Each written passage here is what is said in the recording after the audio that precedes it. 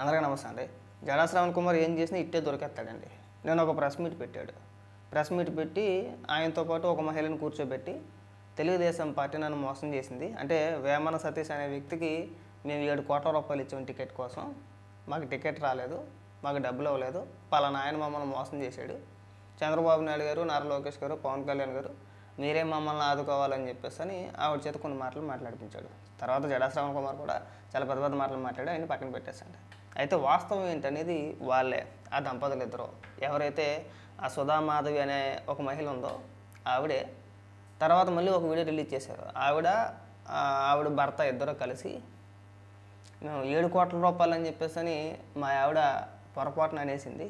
మా ఆవిడకి ఏమీ వాస్తవాలు ఏమీ తెలియవు, మేము ఇచ్చింది 7 కోట్లు కాదు, మేము ఏమైనా సతీష్ కూడా ఇవ్వలేదు, ఎవరో పలానా పేరు చెప్పుకొచ్చారు, దుగ్గిని చంద్రబాబు ఏదో పేరు చెప్పుకొచ్చారు, అతనికి మేము 2 కోట్ల రూపాయలు ఇచ్చాము, 2 కోట్ల రూపాయలు సరిపోవు, ఇంకా మీ దగ్గర ఏమైనా ఆస్తులు ఏమైనా ఉంటే చెప్పండి అంటే మా ఫ్రెండ్ది ఒక 4 ఎకరాలు 4.5 ఎకరాల పొలం ఉంటే కనుక అది తాకట్టు పెట్టమంటే తాకట్టు అంటే అది రిజిస్ట్రేషన్ చేశారన్నమాట.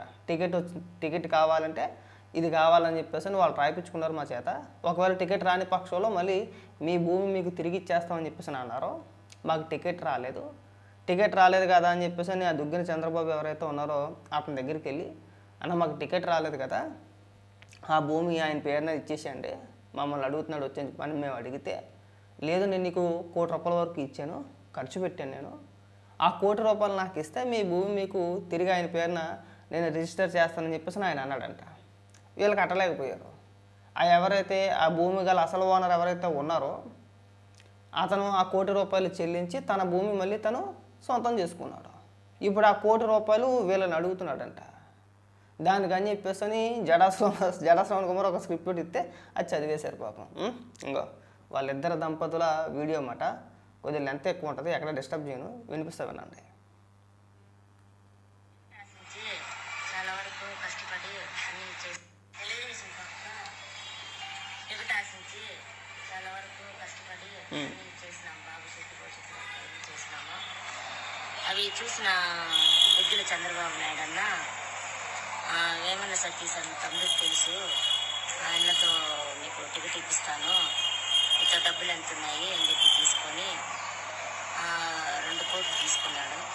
2 కోట్లు తీసుకున్న తర్వాత అవి 2 కోట్లు కాదు ఇంకా కావాలి, మీ ఇక్కడ ఏమైనా ఫ్లాట్ ఉంటే పెట్టమన్నారు.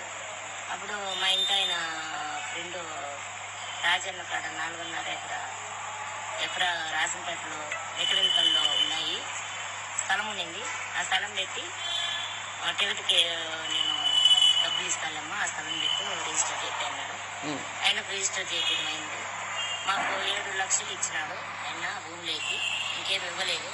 కానీ అది మళ్ళీ టికెట్ రాకుండా రిటర్న్ చేసేయమంటే నేను 1 కోటి చిల్లర కట్టితే కానీ నేను చేసి రిటర్న్ అన్నాడు. సరే ఆ డబ్బులు కట్టించుకొని రిటర్న్ చేయించినాడు.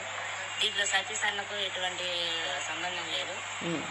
ఇది మరి ఆ సతీష్ అన్నకు తెలుసా, భూమి గురించి అన్నకు తెలుసో తెలియదు కానీ సతీష్ అన్నకు ఏ సంబంధం. నిన్న ఏమైనా మాట్లాడారు ప్రెస్ మీట్లో, ఏమన్నా సతీష్ గారికి మేము డైరెక్ట్గా డబ్బులు ఇచ్చేసి 7 కోట్ల రూపాయలని మాట్లాడారు కదా.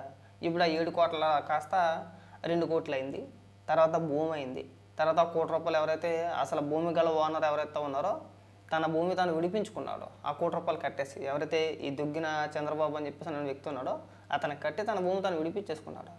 ఇక్కడ మధ్యలో వేమన సతీష్ అనే పేరు ఎందుకు వచ్చిందో అర్థం కాల, స్క్రిప్ట్ అనమాట. ఇంకొక వీడియో ఉంది, వాళ్ళ ఆయన ఇంకాస్త వివరంగా చెప్పుకొచ్చాడు. ఇప్పటి వరకు ఈ మహిళ మాట్లాడిన మాటలు విన్నారు కదా, నేను ఆ మహిళని ఏమనదలుచుకోవాలా, ఎందుకంటే ఆవిడ ముఖం చూస్తుంటే అమాయకత్వం కనబడుతుంది, కానీ ఏదో అంత పెద్ద కన్నింగ్గా ఏదో మనం ప్రభుత్వం పైన ఆరోపణలు చేయాలనే ఉద్దేశం వాళ్ళకి లేదు. వాళ్ళని ఒకరు మోసం చేశారు. అది చెప్పే ప్రయత్నంలో ఈ జడా శ్రవణ్ కుమార్ లాంటి వ్యక్తులు ఏం చెప్పమంటే అది చెప్పారు, ఏదో న్యాయం జరుగుద్ది కదా, మనకు కనీసం తిరిగి ఎంతో కొంత డబ్బులు వస్తాయని ఆశతో చెప్పుకుంటారేమో, కానీ ఇందులో వాళ్ళని తప్పు పట్టాల్సిన అవసరం లేదు. ఆవిడ భర్త మాట్లాడిన వీడియో కూడా వినిపిస్తాం, క్లారిటీగా వినండి.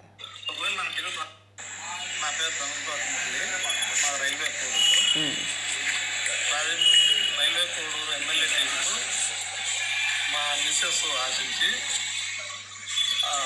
బాబు శుద్ధి భవిష్యత్ గ్యారంటీ ఇవన్నీ పలు కార్యక్రమాల్లో పాల్గొనింది. దీన్ని తెలుసుకున్న దుగ్గిన చంద్రబాబు రాజంపేట దుగ్గిన చంద్రబాబు. ఆయన ఏం చెప్పాడంటే, అమ్మ మీకు టికెట్ రావాలంటే ఇట్లే కాదు, వేమన సతీష్ అన్న నాకు బాగా తెలుసు, ఆయనకు అందరూ తెలుసు, పెద్ద పెద్ద రాజకీయ నాయకులు, కాబట్టి ఆయన ద్వారా మీకు టికెట్ ఇప్పించే ఏర్పాటు చేస్తాను, మీరేమన్నా డబ్బులు పెట్టుకోగలరా అని మమ్మల్ని దుగ్గిన చంద్రబాబు నాయుడు అడగడం జరిగింది. మా దగ్గర 2 కోట్లు అయితే మేము పెట్టుకుంటాము, అడగడ అప్పు చేసి మేము తెచ్చుకుంటాము, మా దగ్గర అంత మించి లేదని మేము చెప్పినాము. సరేమో మీకు 2 కోట్లు కాదు, ఇంకా ఏమన్నా ఆస్తులు ఏమన్నా ఉంటే ఏదన్నా సూటిగా అయినా పెట్టండి, నేను చంద్రబాబు అన్నకు అదే వేమన సతీష్ అన్నకు చెప్పి నేను టికెట్ ఇప్పించే ఏర్పాటు చేస్తానని దుగ్గిన చంద్రబాబు చెప్పడం జరిగింది. దీంట్లో మాకేమో ఆ రోజు టికెట్ కోసమని సూటిగా మా ఫ్రెండ్ రాజన్న నాగరాజు 4 ఎకరాల ఉంటే ఆ భూమిని ఏమన్నా నాకు ఎమ్మెల్యే టికెట్ వస్తున్నానా, నాకు అట్లా ఆ భూమిని ఏదైనా సూటిగా చూపెట్టమన్నాను, నువ్వు అది సూటిగా పెట్టినాను నేను అడగడం జరిగింది. దానికి నాగరాజన్న సరేలన్నా నేను ఎమ్మెల్యే టికెట్ వస్తే నా భూమి సూటిగా పెడతాలే అని నాగరాజన్న ఒప్పుకున్నాడు. దానికి దుగ్గిన చంద్రబాబు వాళ్ళ బామర్ది విష్ణు నాయుడు దగ్గర ఆ భూమి రిజిస్టర్ చేసుకున్నారు. ఈ దుగ్గిన చంద్రబాబు నాయుడు అనే వ్యక్తి ఎవరైతే ఉన్నారో అతని బామ్మర్ది విష్ణు నాయుడు అంట, ఆయన పేరు మీద రిజిస్టర్ చేశారు. మేము మాట్లాడుకున్నాము. మళ్ళీ నాకు ఎమ్మెల్యే టికెట్ నాకు రాలేదు, నాకు రాని కారణంగా నేను పోయి భూమి నాకు రిటర్న్ చేయనా, వాళ్ళు వచ్చి నన్ను అడుగుతున్నారని చెప్పి నేను దుగ్గిన చంద్రబాబు నాయుడు అడగడం జరిగింది. ఆయన లేదు, నేను నీకు 1 కోటి రూపాయలు ఇచ్చినాను, నువ్వు ఆ కోటి కడితేనే నేను భూమి రిజిస్టర్ చేపిస్తాను ఆయనతో అని చెప్పి నన్ను అడగడం జరిగింది. లేదు నువ్వు నాకు ఇచ్చింది 7,50,000 కదా ఇచ్చింది అని మేము చెప్పినాము. లేదు నువ్వు కోటి ఇస్తేనే నేను రిజిస్టర్ చేపిస్తాను, లేదు లేకుండా చేయనని చెప్పి మమ్మల్ని మోసం చేసి మమ్మల్ని ఇబ్బంది పెట్టినాడు. తర్వాత నాగరాజన్న ఆ కోటి కట్టి కోటి చిల్లర ఎంతో తెలియదు కరెక్ట్గా, ఆ డబ్బులు కట్టి ఆయన మళ్ళీ రిజిస్టర్ చేయించుకున్నాడు. ఇప్పుడు ఆ డబ్బులు నన్ను కట్టమని నాగరాజన్న అడుగుతా ఉన్నాడు. పేదవాళ్ళము ఆ 2 అడుగుతారుగా, అడగకుంటే ఎట్టుంటారు? ఇప్పుడు ఎవరైనా అంతే, వీళ్ళకి ఎమ్మెల్యే సీటు కోసం తన భూమిని వేరే వాళ్ళ పేరు మీద రిజిస్టర్ చేశాడు ఆయన. వీళ్ళకి టికెట్ రాలా, తిరిగి ఆ భూమిని విడిపించాల్సిన బాధ్యత ఎవరిది? వీళ్ళదే.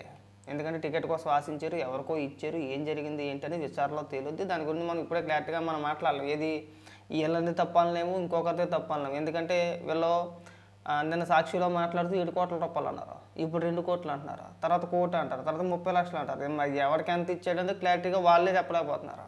సరే తర్వాత చూద్దాం. భూమి మీకోసం మీ భార్య గారికి ఎమ్మెల్యే టికెట్ కోసం తనఖా పెట్టినప్పుడు లేదంటే రిజిస్టర్ చేసినప్పుడు మరి వాళ్ళ భూమి వాళ్ళకి ఇప్పించాల్సిన బాధ్యత మీదే కదా. ఇప్పించలేని పక్షంలో సరే మీ వాళ్ళ కాదనుకున్నాడు ఇంకొకటో, అతనే ఆ 1 కోటి రూపాయలు కట్టి తన భూమిని తను విడిపించుకున్నాడు. మరి ఆ 1 కోటి రూపాయలు మీరే కట్టాలి కదా, అడుగుతారు కదా ఖచ్చితంగా. అడగకుంటే ఎట్టుంటారో 100% ఎవరైనా చేసే పని అది. అది కూడా చంద్రబాబుకి ఇచ్చాము, దుగ్గిన చంద్రబాబు నాయుడు ఇచ్చి 2 కోట్లు. అదే కాకుండా మా రాజన్న పొలం కూడా అతనికి రిజిస్టర్ చేయడం జరిగింది. ఇది ఈ విషయాలన్నీ మా మిసెస్ సుధామాధవి తెలియదు. ఆమె తెలియక పొరపాటున 7 కోట్లు మేము వేమన సతీష్కి ఇచ్చినాము, అదంతా ఉంటుంది మేము మా మిసెస్ చెప్పింది. మాకు ఇవ్వాల్సి ఉంది దుగ్గిన చంద్రబాబు నాయుడు. కాబట్టి దయచేసి మేము కోరుకునేది ఏంటంటే మన సీఎం చంద్రబాబు సార్ గారికి, లోకేష్ బాబు సార్ గారికి, పవన్ కళ్యాణ్ సార్ గారికి క్లియర్గా చెప్పాడు ఆయన. ఆ దుగ్గిన చంద్రబాబు దగ్గర మేము 2 కోట్లు వాళ్ళ మిస్సెస్కి ఏమీ తెలియదు, పొరపాటు పడింది, తప్పు చెప్పింది. వేమన సతీష్ అనే వ్యక్తికి మేము ఎలాంటి డబ్బులు ఇవ్వలేదు, మా మధ్య ఎలాంటి లావాదేవీలు జరగలేదు. మేము ఇచ్చింది దుగ్గిన చంద్రబాబు అనే వ్యక్తికి. మరి అతను ఎవరు అనేది క్లారిటీగా వాళ్ళు చెప్పట్లా.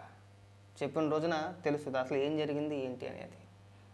మా అరకోటి మేధావి తీసుకొచ్చి సాక్షిలో కూర్చోబెట్టి ఆవిడ చేత మాట్లాడుతుంచగానే పొలవం అని చెప్పేసి వైరల్ చేస్తున్నారు. మేము ఆవిడ గురించి ఎందుకు మాట్లాడట్లేదంటే ఆవిడలో అమాయకత్వం తప్పితే ఏం కనబడట్లా.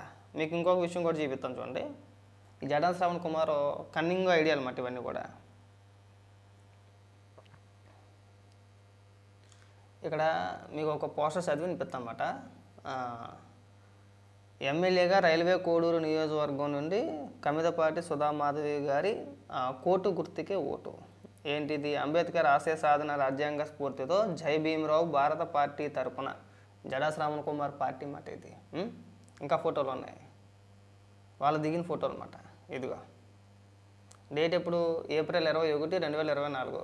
రైల్వే కోడూరు నియోజకవర్గం ఎమ్మెల్యే అభ్యర్థి తమ్మిదపాటి సుధామాధవి కడప జిల్లా. ఈరోజు జై భీమరావు భారత్ పార్టీ అధినేత జడా శ్రవణ్ కుమార్ గారి చేతుల మీదుగా బీఫామ్ అందుకోవడం జరిగింది.